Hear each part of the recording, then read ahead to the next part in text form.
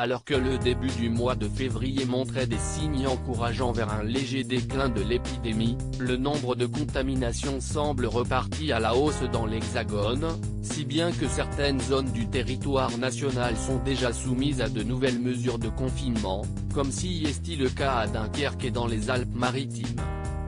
Quels sont les scénarios envisagés pour ralentir l'envol des contaminations ? Un confinement national le week-end, à l'image des zones déjà soumises à ce régime, Jean Castex va-t-il annoncer un confinement le week-end qui s'étendrait à la France entière ? Peu probable. Emmanuel Macron avait lui-même annoncé qu'il était préférable de régionaliser les mesures sanitaires. Pour l'instant, on observe de fortes disparités sur l'ensemble du territoire, certaines zones atteignant un seuil critique, comme si est le cas pour le Grand Est, la Moselle, les Hauts-de-France, le Pas-de-Calais, le Nord, la Somme, l'Oise, mais aussi l'Île-de-France, la Seine-Saint-Denis, Paris, le Val-de-Marne, la Seine-et-Marne, le Val d'Oise et le Saône.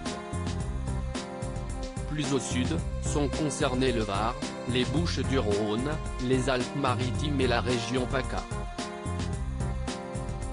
Un confinement au cas par cas, au lieu de confiner l'ensemble du territoire, la piste du confinement régionalisé semble la plus privilégiée pour le moment.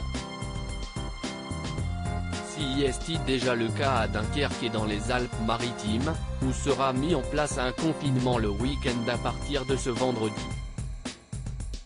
Qu'en est-il de la vaccination ?